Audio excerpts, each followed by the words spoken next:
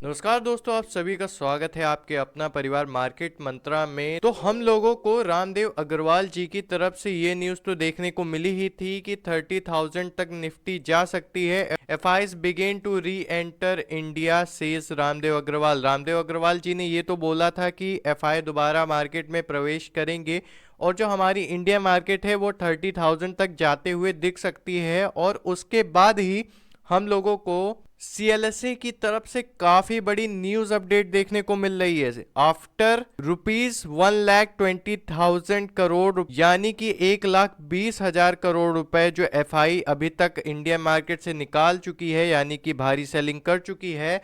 CLSA shifts focus back to India from China, यानी कि जो पैसे निकाल के चाइना की तरफ शिफ्ट होने वाली थी, एफआईएस जो चाइना की तरफ जा रही थी, अब उन्होंने फैसला किया है वो चाइना से शिफ्ट होके इंडिया वापस आने का प्लान कर रही हैं। आइए जानते हैं ऐसा क्यों। जैसा कि यहाँ पे देख सकते हैं ग्लोबल रिसर्च सीएलएसएल की तरफ से यहाँ पे न्यूज आई है, we reverse our early tacticals allocation shift from India to China. हम इंडिया की तरफ आ रहे हैं चाइना से वापस। ब्रोकरेज फर्म सीएलएसएल ने चीन की अर्थव्यवस्था और निवेशकों की भावनाओं पर बढ़ती चिंता का हवाला देते हुए भारत से चीन की ओर रुख करने का अपना पहले के कदम को पलटने का फैसला किया है। यानी कि सीएलएसएल की तरफ से पहले क्या प्लान किया गया था कि वो चीन की तरफ जाएंगे इंडिया से, यानी कि इंडिया में सेलिंग करके चीन की तरफ जा रहे थे, लेकिन वहां से अब उन्होंने वापस आने का फैसला किया, अपने रुख को बदलने का फैसला किया है। यह बदलाव हाल के महीनों में भारत से विदेशी संस्थागत निवेशकों एफआईआई द्वारा 1.2 लाख करोड़ रुपीस की निकासी के बाद आया है, यानी कि 1,20,000 करोड़ की जो निकासी कर चुके हैं एफआईआई ऑलरेडी।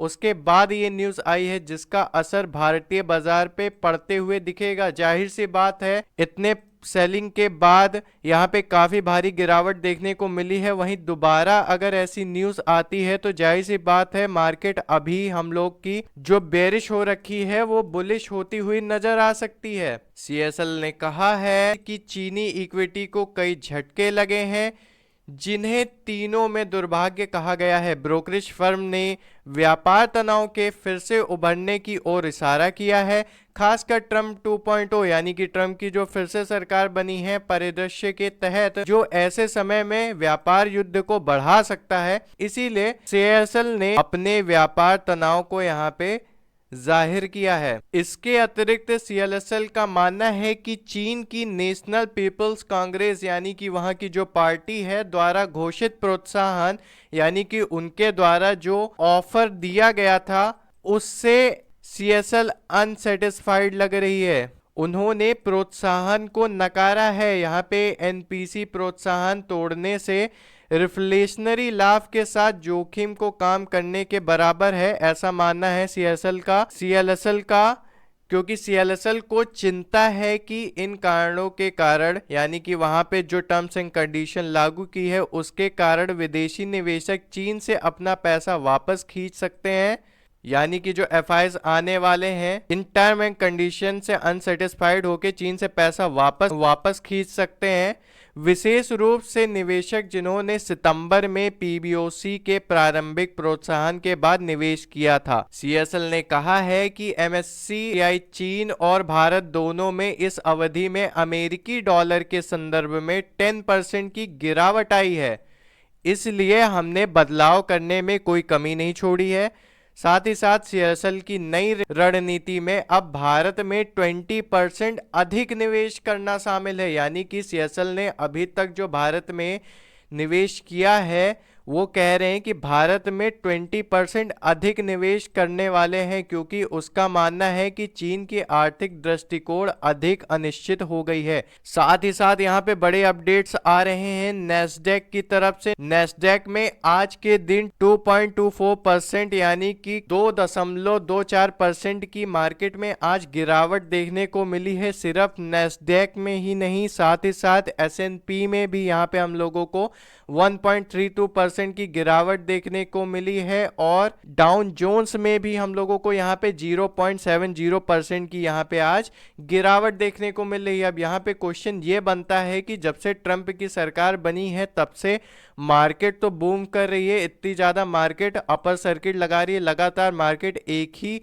लाइन में भागती जा रही है, एक ही सीधी लाइन में भागती जा रही है, चाहे वो क्रिप्टो की, सब एक ही लाइन में भागते जा रही हैं जब से ट्रंप की सरकार बनी है। तो अचानक से क्या हो गया जो यहाँ पे आज इतनी गिरावट देखने को मिली है? तो उसके पीछे बहुत ही बड़ा रीजन यहाँ पे हम लोगों को देखने को मिल रहा है, जो कि आ रहा है यहाँ पे ब्लैक रॉक की तरफ से, क्योंकि ब्लैक रॉक की तरफ से एक ऐसा स्टेटमेंट आया था जिसका असर मार्केट में आज देखने को मिला और यहाँ पे गिरावट देखने को मिली। अब उनका स्टेटमेंट क्या था उसको बताने से पहले मैं आपको यहाँ पे एक चीज बताना चाहता हूँ कि जैसे कि इंडियन मार्केट हो गया या फिर कोई भी मार्केट हो गया, जब बड़े बड़े एनालिसिस्ट या फिर बड़ी बड़ी कोई मार्केट को जो कंट्रोल करने वाले लोग हैं उनकी तरफ से कुछ ऐसे न्यूज़ आते हैं कि मार्केट में बहुत ज़्यादा बढ़ोतरी होने वाली है, गिरावट होने वाली है, तो उसका जाहिर सी बात है मार्केट पे असर देखने को मिलेगा। अगर निगेटिव आती है न्यूज़ तो निगेटिव असर देखने को मिलता है, वहीं पॉजिटिव आती है तो वैसा पॉजिटिव असर भी नेक्स्ट दिन देखने को मिलता है। तो ब्लैक रॉक की तरफ से क्या स्टेटमेंट देखने को मिली थी? उनका मानना यह था कि ये जो यूएस मार्केट है वो लगातार सीधी रेखा में भागती हुई जा रही है, जो कि अगेंस्ट है उनके स्ट्रेटजी के, जो उनकी इन्वेस्टमेंट स्ट्रेटजी है उसके अगेंस्ट है ये मार्केट, क्योंकि मार्केट है वो ऊपर नीचे होके ऐसे एक तरीके से कुछ मूव करती है, लेकिन जो अभी की मार्केट है वो एक ही दिशा में सीधे भागते हुए जा रही है। तो इस चीज को देखते हुए उन्होंने चिंता जताई है, जिसकी वजह से आज मार्केट पे ये इफेक्ट देखने को मिला और मार्केट यहाँ पे हम लोगों को गिरावट देखने को मिली थी। अब इन सारी चीजों का इफेक्ट इंडियन मार्केट पे भी पड़ता है, तो इसीलिए न्यूज जानना काफी ज्यादा इंपॉर्टेंट होता है। अगर आप इंडियन मार्केट में ट्रेड करें या किसी भी मार्केट में ट्रेड कर रहे हैं, न्यूज हमेशा इफेक्ट करती है मार्केट को। चलिए ये तो रही न्यूज की बात, चलिए अब बात कर लेते हैं एफआई डाटा की और चार्ट एनालिसिस कर लेते हैं कि कहां पे हम लोगों को मंडे को मार्केट जाती हुई दिख सकती है। यहाँ पे हम लोगों को 14 नवंबर की एफआई डाटा देखने को मिल रहा है, जिसके अकॉर्डिंग एफआई की तरफ से 1849 करोड़ की यहाँ पे हम लोगों को सेलिंग देखने को मिली थी। जैसा कि लगातार एफआई की तरफ से सेलिंग देखने को मिल रही है, लेकिन देखने वाली चीज ये है कि डीआई की तरफ से यहाँ पे बाइंग देखने को मिली है 2481 करोड़ की, यानी कि डीआई थोड़ी स्ट्रॉन्ग यहाँ पे दिख रही है। और साथ ही साथ जो न्यूज आ रही है वो ये आ रही हैं कि एफआई वापस लौटने वाला है, तो ये सारी चीज़ें इम्पैक्ट कर सकती है मंडे की मार्केट में। हो सकता है वहाँ पे एक पुल बैक देखने को मिले, लेकिन जानने वाली चीज़ ये है कि ऐसे टाइम पे ही क्यों मार्केट में न्यूज़ आ रही है। मेरा मतलब ये है कि अगर हम लोग चार्ट पे जाएं और ध्यान से देखें, यहाँ पे ध्यान से देखें आरएसआई डाटा को, तो अभी फिलहाल के लिए निफ्टी में हम लोगों को जो आरएसआई देखने को मिल रहा है वो 43 के आसपास देखने को मिल रहा है, 43 के आसपास देखने को मिल रहा है। और 30 और 43 के बीच में यहाँ पे हम लोगों को डिफरेंस देखने को मिल रहा है 13 पॉइंट का। तो ये जो 13 पॉइंट का यहाँ पे हम लोग को डिफरेंस देखने को मिल रहा है, ये काफी मेजर रोल यहाँ पे निभाता है, क्योंकि हम लोग को पता है 30 आरएसआई के पास से यहाँ पे हम लोग को पुल बैक देखने को मिलता है, और जब मार्केट उसके भी नीचे चली जाती है तो वो एक हिसाब से क्रैश बोलते हैं मार्केट का। और वहीं सेम चीज हम लोग को देखने को मिल रही है बैंक निफ्टी में भी। बैंक निफ्टी में भी हम लोग को अभी करंट आरएसआई देखने को मिल रहा है 47 के पास, तो यानी कि 30 और 47 के बीच में यहाँ पे भी 17 पॉइंट का डिफरेंस बना हुआ है। ये काफी मेजर रोल यहाँ पे निभाता है। दोनों चीजों को, दोनों चार्टों को साथ में यहाँ पे समझेंगे। चलिए देखते हैं यहाँ पे बैंक निफ्टी में हम लोगों को वीकली चार्ट यहाँ पे मैंने ओपन कर रखा है। वीकली चार्ट पे यहाँ पे बैंक निफ्टी में मेरे को एक यहाँ पे सपोर्ट लेवल दिखाई दे रहा है, इसका अभी तक ब्रेकडाउन नहीं आया है। यहाँ पे सपोर्ट लेवल का अगर यहाँ पे ब्रेकडाउन आता है तो हम लोगों के लिए डाउन साइड एक नया जोन, एक नया लेवल खुलते दिख रहा है, जो कि है 47,075 का। यहां तक मार्केट फॉल कर सकती है अगर इस रेंज का ब्रेकडाउन आता है तो ये काफी क्रूशियल रेंज है। और अभी जिस पॉइंट पे, यानी कि जो सपोर्ट के पॉइंट पे मार्केट यहां पे बैठी हुई है, और उसी टाइम इस तरीके की न्यूज आना कि एफआई रिटर्न होने वाला है और पॉजिटिव न्यूज़ आना, ये एक तरीके से चिंताजनक मेरे को दिखाई दे रहा है। यहाँ पे लग रहा है कि मार्केट आपको ट्रैप करना चाह रही है।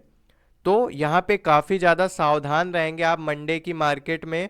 और अगर इस लेवल के नीचे ब्रेकडाउन आता है तब हम लोग डाउन साइड के लिए तब हम लोग यहाँ पे जाएंगे।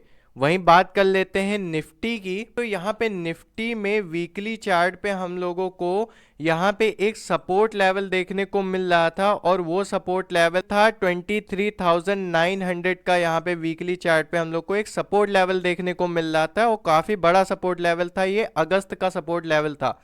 और इस सपोर्ट लेवल का जैसे ही ब्रेकडाउन देखने को मिला है, निफ्टी फॉल कर गई थी 23,600 के लेवल तक। यहाँ पे ऑलरेडी जब मैंने 13 नवंबर को एनालिसिस किया था, मैंने बोला था कि निफ्टी अगर 23,900 के लेवल को निकालती है तब हम लोगों को निफ्टी यहाँ पे 23,500 तक आती हुई दिख सकती है। और वैसा ही हुआ है, निफ्टी 23,600 के आसपास है फिलहाल के लिए। और ये हमको 23,000 तक का यहाँ पे निफ्टी में फॉल देखने को मिल सकता है, क्योंकि अगर ध्यान से देखें तो वीकली चार्ट पे निफ्टी में हम लोगों को एक ट्रेंड लाइन देखने को मिल रही है। और उस ट्रेंड लाइन से ही मार्केट यहाँ पे अगर ध्यान से देखें तो इसी ट्रेंड लाइन से मार्केट लॉन्ग साइड गई थी और दोबारा यहाँ पे ट्रेंड लाइन को टच करने आई थी एक बारी मार्केट, जो कि आई थी 3 जून के आसपास यहाँ पे मार्केट आई थी। और उसके बाद मार्केट यहाँ से फिर से सपोर्ट लेके फिर पुल बैक कर ली थी। अब दोबारा मार्केट इसी ट्रेंड लाइन के पास आ रही है, तो मेरा मानना ये है कि ये फिर से इस ट्रेंड लाइन को टच करने आ सकती है। और यहाँ से अगर इसका ब्रेकडाउन होता है तब तो मार्केट काफ़ी ज़्यादा फॉल करेगी, क्रैश हो सकती है डाउन साइड। अगर नहीं करती है इसका ब्रेकडाउन तो फिर यहाँ से मार्केट फिर से हम लोगों को पुल बैक लेते हुए दिख सकती है। तो फिलहाल के लिए व्यू मेरा अभी भी निगेटिव जाएगा, डाउन साइड ही रहेगा। और जो हम लोगों के लिए निफ्टी में लेवल खुल के आ रहा है वो मेरे को दिख रहा है 23,054 का। तो ये लेवल काफ़ी ज़्यादा इंपॉर्टेंट रहेगा डाउन साइड के लिए, तो इसे मार्क करके रखिएगा। यानी कि अगर 23,500 के नीचे जब तक निफ्टी है तो डाउन साइड के लिए हम लोगों को ये लेवल देखने को मिल सकता है 23,054 का। अगर मार्केट 23,500 के लेवल के ऊपर निकल के जाती है तब हम लोग थोड़ा बहुत एक्सपेक्ट कर सकते हैं बुलिश मूवमेंट का। हालांकि अभी बुलिश के लिए मार्केट को निकालना पड़ेगा कम से कम 24,000 के लेवल को। जब तक मार्केट 24,000 के लेवल को नहीं निकाल देती तब तक बुलिश मेरे को थोड़ा डाउट लग रहा है यहाँ पे। तब तक मेरे को निफ्टी बुलिश जाते हुए नहीं दिख रही है। तो ये सारी चीज़ें हम लोग ध्यान रखेंगे मंडे की मार्केट के लिए और 2 लेवल मार्क करके चलेंगे। एक 24,000 का लेवल है, अगर इसके ऊपर आती है मार्केट सस्टेन होती है तब हम लोग लॉन्ग साइड के लिए देखेंगे। वरना अगर जब तक मार्केट 23,500 के लेवल के नीचे है तो हम लोग 23,000 के लेवल तक फॉल देख सकते हैं। तो आई होप आज की वीडियो आपको पसंद आई होगी। इस वीडियो में इतना ही, मिलते हैं नेक्स्ट वीडियो में। जय हिंद, वंदे मातरम, धन्यवाद।